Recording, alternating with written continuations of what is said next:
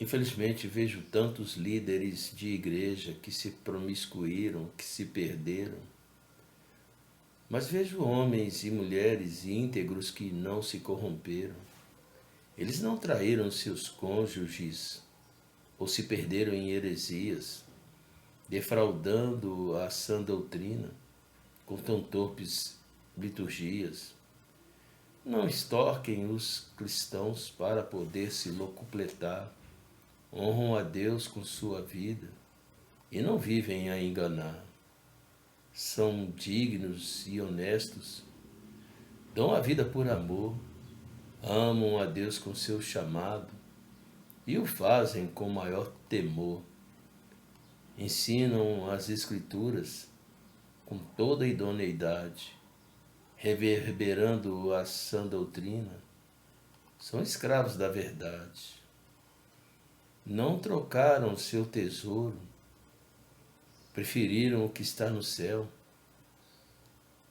mas a tantos ajudaram de maneira tão fiel. E que Deus sempre os honre de uma forma especial, dando a eles mais virtude e unção de maneira especial. Bendito seja o nome desse Deus chamado Jesus Cristo. Nesta manhã de oração estava refletindo num texto tão conhecido, na carta que Paulo escreveu a Timóteo, a segunda carta, capítulo 2, versículo 15, que testifica-se o seguinte: procura apresentar-te a Deus aprovado como obreiro que não tenha que se envergonhar e que maneja bem a palavra da verdade. Eu estava refletindo porque fui pego de surpresa. Eu tenho evitado esse tipo de notícia que às vezes nos entristece. Onde um pastor, você me deu a entender que ele desviou-se da fé, e não só desviou-se, mas como também saiu atirando para tudo enquanto é lado. Mas o que me entristeceu é porque, infelizmente, ele expôs as vísceras negativas ou o lado negativo de muitos líderes que querem se locupletar, que com suas campanhas heréticas estão deturpando. E quantos que são líderes que estão nas igrejas e tornam-se pior do que aqueles como este pastor que saiu da igreja.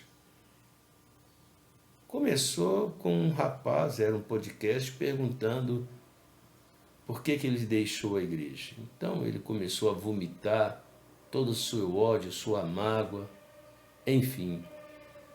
Eu sei que existem aqueles que são falhos, mas como eu estava em oração, ou me coloquei em oração, e veio no meu coração algo tão diferente, eu não vou aqui procurar dar vazão àqueles que erram, mas colocou-se no meu coração, e eu creio que veio através do Espírito, evidenciar aqueles que não caíram. É como um fato sucedido com Elias, quando Elias chafurdou-se na caverna, no primeiro livro de Reis, se não me engano, capítulo 17, talvez.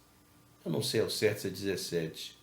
A grande realidade é que Elias, angustiado porque estava sendo perseguido por Jezabel, escondeu-se dentro de uma caverna. Então Deus se manifestou a ele. E ele então começou a desabafar suas angústias e dizendo que apenas ele havia ficado, e Deus disse que 7.000 ainda não haviam dobrado seus joelhos, continuavam de pé. E assim é nos dias de hoje. Eu sei que esse pastor, ou ex-pastor, que desviou-se da fé, tem uma certa razão quando fala daqueles que causam escândalo, aqueles que vomitam heresias, aqueles que levam várias pessoas ao engano. Mas por que não dizer aqueles que estão chafurdados nos rincões do mundo por amor ao Evangelho? Muitos deles tinham a vida até tranquila, uma vida próspera, mas abandonaram tudo por amor ao Evangelho. para ministrar, para evangelizar, para pregar a povos distantes que não conhecem a Deus. E ainda hoje, quantos que são pessoas probas, pessoas íntegras, pessoas idôneas? Haja vista, eu volto a repetir, o lugar onde encontrei aconchego para o meu coração. Até que me provem o contrário, são pessoas idôneas que ministram a palavras. E o que mais me chama a atenção, ainda que eles nunca tivessem ou que eles não viessem a me ajudar, quantas pessoas já não foram acolhidas? Quantas pessoas já não foram ajudadas por esse ministério a qual eu faço parte? E eu costumo dizer que, ainda que eles não tivessem feito nem por mim, eu amo esse ministério pelo trabalho que é feito. Não só ele, mas quantos outros que são pessoas íntegras, que procuram prevalecer naquilo que disse Tiago, está escrito no livro de Tiago, que visitam as viúvas, que ajudam os órfãos, fazendo com que a religião verdadeira possa prosperar. Eu costumo afirmar que a religião é uma ponte que liga alguém em algum lugar, que pode Jesus Cristo estar ou não estar. A grande realidade é que a religião, a própria palavra diz, é apenas um ponto de ligação. A grande realidade também é que aqueles que fazem com prudência, com temor ao Senhor, são dignos de ser exaltados. E meu coração parou para lembrar de muitos.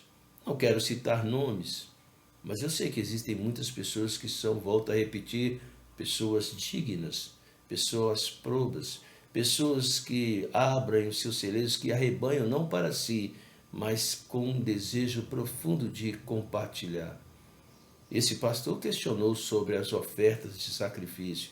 Eu sei que existem muitas campanhas que são heterodoxas, que partem de uma heresia. Eu sei que existem muitos líderes que estão ganhando uma enorme quantidade, vivendo uma vida nababesca, extorquindo, defraudando. Mas como disse também a palavra dita pelo próprio Jesus Cristo, do que adianta o homem ganhar o mundo e perder a sua alma? Na contramão dos fastos existem aqueles que não extorquem, mas aqueles que macularam as Sagradas Escrituras com falsos ensinamentos se sentem o dono da razão, mas esquecem da cumplicidade do que aqui está escrito. Que Deus possa manifestar e levantar tantos outros como estes a qual o poema no início deste vídeo eu falei. E como eu falei sobre o que está escrito a Timóteo, que Paulo escreveu a Timóteo no capítulo 2, eu quero reportar-me também 2 capítulos posteriores.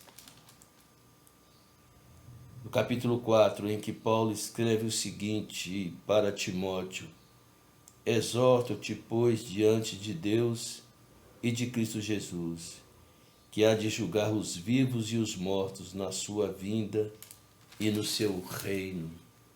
Prega a palavra, insista a tempo e a fora de tempo, admoesta, repreenda, exorta com toda longanimidade e ensino, porque virá tempos em que não suportarão as sã doutrinas, mas tendo coceira nos ouvidos se cercarão de mestres segundo as suas próprias cobiças, e se recusarão a dar ouvidos à verdade, voltando às fábulas.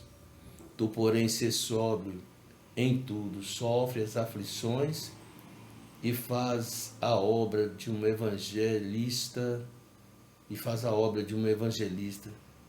cumpre bem o seu ministério.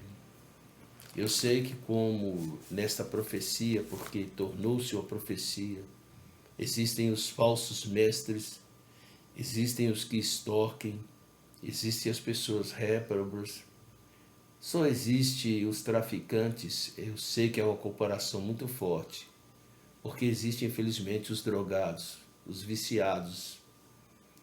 Agora só existem os falsos mestres, porque existem aqueles que querem ser enganados.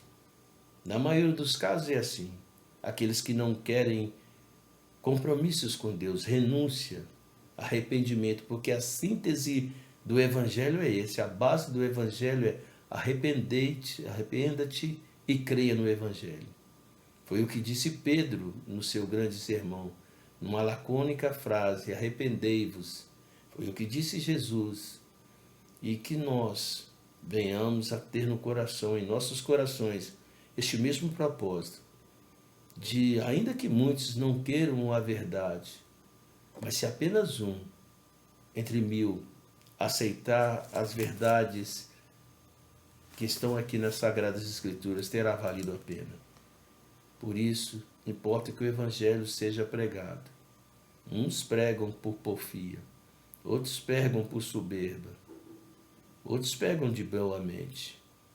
Que Deus dê graça e levante pessoas que possam pregar de boa mente, para aqueles também que querem um dia trazer a mente boa, por se alimentar da verdadeira palavra de Deus. Amém.